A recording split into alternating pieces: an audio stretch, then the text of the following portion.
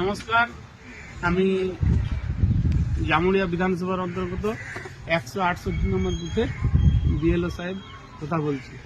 আমাদের 168 নম্বরে যে সকল মানুষ ফর্ম তুলেছেন তাদের ফর্ম কিভাবে ফিল আপ করতে হবে বা অন্যান্য যারা আছেন তারাও কিভাবে ফর্ম ফিল আপ করবেন সেটা আমি এই ভিডিওর মাধ্যমে জানিয়ে দিচ্ছি।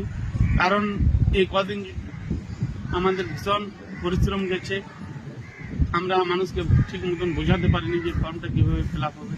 বাড়ি বাড়ি গিয়ে আমরা ফর্ম ক্লিক করেছি, তো তার জন্য আমি ক্ষমা প্রার্থী যে তখন আমি ঠিক মতো বোঝাতে পারিনি। আজ এই ভিডিওর মাধ্যমে আমি আপনাদের যে সকল কনফিউশন আছে সেগুলো ক্লিয়ার করে দেবো।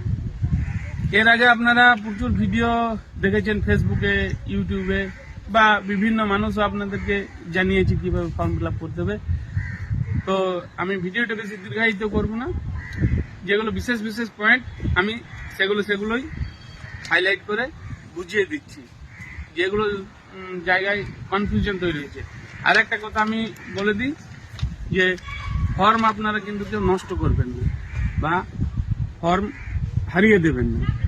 এই যদি হারিয়ে দেন কিংবা যদি নষ্ট করে দেন তাহলে কিন্তু আপনার আর 2026-এর যে নতুন ভোটার লিস্ট তৈরি হবে সেখানে কিন্তু নাম আসবে না। আপনি যদি ভুল ফিল আপ করেন বা ভুল তথ্য দেন সেক্ষেত্রে কিন্তু আপনি সুযোগ পাবেন। আর যদি ফর্ম হারিয়ে দেন বা নষ্ট করে দেন তাহলে কিন্তু আর সেই সুযোগ থাকবে না। তাই আপনাদের কাছে সকলের কাছে অনুরোধ যে আপনারা এই ফর্মগুলো সুরক্ষিতভাবে ভালোভাবে রাখবেন এবং ফিল আপ করে ভালোভাবে জমা দেবেন।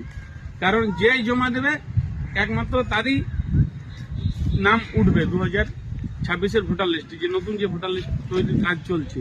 তাই ফর্ম হারাবেন না, ফর্মগুলো যত্ন করে রাখবেন। এবার আপনারা দেখুন এই যে অংশগুলো আমি 2000 এই যে অংশটা আছে এই অংশটা আমি দেখিয়ে দিচ্ছি। এটা আপনার 2025-এর ভোটার লিস্ট অনুযায়ী আপনার ডিটেলস দেওয়া আছে 2025-এর, ঠিক আছে। অনেকে 2002 আলাদা নাম ছিল, এখন নাম পরিবর্তন করেছে বা কিছু ভুলভাল ছিল সেগুলো ঠিক করেছে। এটা 2025-এর ডিটেলস, এটা আমাদের বিধানসভা ডিটেলস।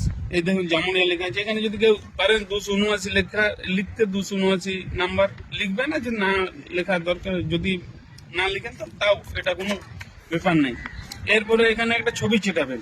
ছবির ক্ষেত্রে বলছি, ছবি যাতে আপনার মুখ স্পষ্টভাবে ওঠে সেইভাবে ছবি চেটাবেন, কারণ ছবিটা আবার স্ক্যান হবে এবং সেটা স্ক্যান হয়ে নতুন ভোটার কার্ডে সেই ছবি আপনার আসবে।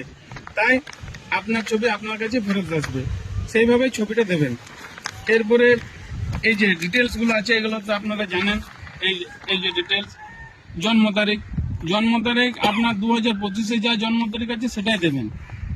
এরপর আধার নাম্বার, ঐচ্ছিক এখন সবারই আধার হয়ে গেছে, আধার নাম্বার দিয়ে দেবেন।